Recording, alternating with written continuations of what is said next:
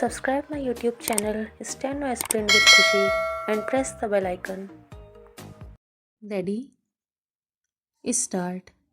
भारत का राष्ट्रीय ध्वज देश के लोगों की आकांक्षाओं और उम्मीदों को दर्शाता है। यह हमारे राष्ट्रीय स्वाभिमान का प्रतीक है। राष्ट्रीय ध्वज को लेकर सभी देशवासियों के मन में प्यार और सम्मान है। यह देश के लोगों की भावनाओं से जुड़ा है। भारतीय राष्ट्रीय ध्वज को फहराने और इसके इस्तेमाल के लिए राष्ट्रीय गौरव का अपमान निवारण अधिनियम 1971 और भारतीय ध्वज संहिता 2002 में दिशा निर्देश जारी किए गए हैं। भारतीय ध्वज संहिता को 3 हिस्सों में बांटा गया है। संहिता के पहले हिस्से में राष्ट्रीय ध्वज के बारे में सामान्य जानकारी दी गई है। दूसरा हिस्से में सरकारी, निजी और शैक्षणिक संस्थानों में राष्ट्रीय झंडे के इस्तेमाल से जुड़े नियमों के बारे में बताया गया है।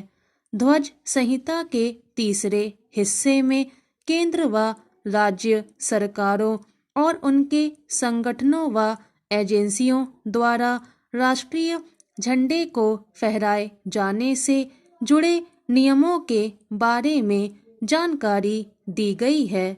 लोगों को जानकारी मुहैया कराने के मकसद से यहाँ भारतीय ध्वज संहिता 2002 के मुख्य बिंदुओं के बारे में बताया जा रहा है।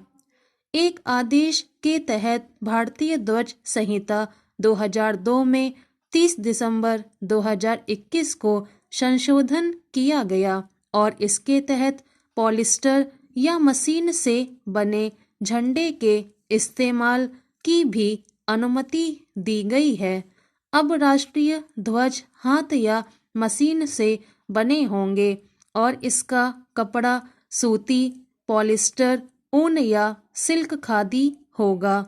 कोई भी सरकारी, निजी या शैक्षणिक संस्था हर दिन और अलग अलग अवसरों पर तय दिशा निर्देशों और सम्मान के साथ कभी भी झंडा फहरा सकती है।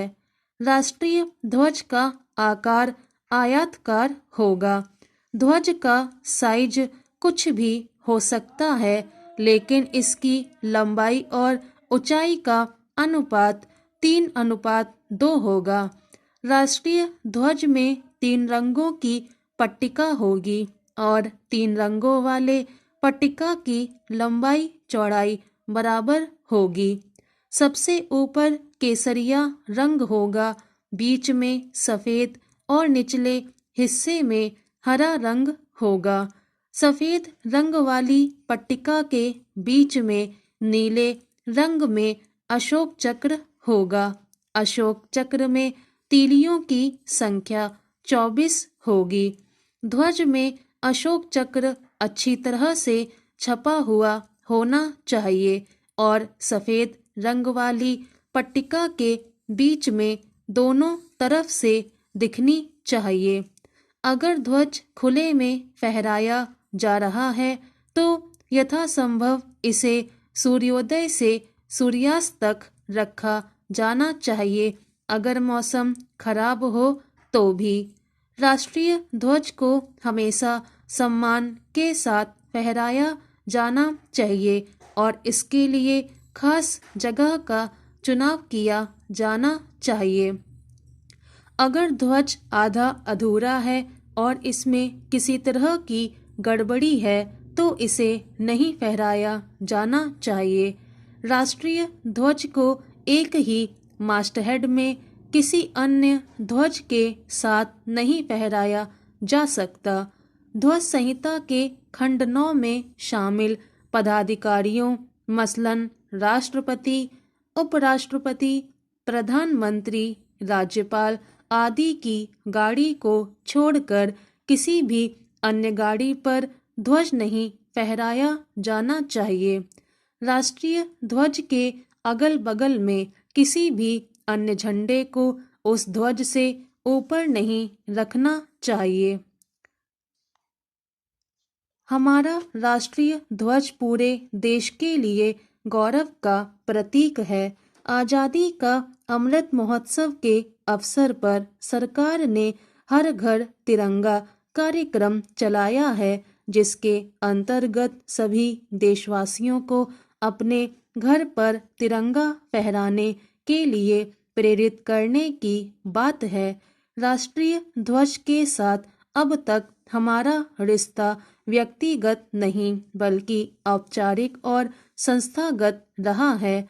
आज़ादी के 75वें साल में ध्वज को सामूहिक तौर पर घर में लाने से न सिर्फ तिरंगे के साथ निजी जुड़ाव का एहसास होगा, बल्कि राष्ट्र निर्माण के प्रति हमारी प्रतिबद्धता को और मजबूती मिलेगी। केंद्र सरकार की इस पहल का मकसद लोगों के दिलों में देशभक्ति की भावना का संचार करना और राष्ट्रीय ध्वज को लेकर जागरूकता फैलाना है। Stop. Subscribe my YouTube channel Steno Aspirin with Khushi. Thanks for watching.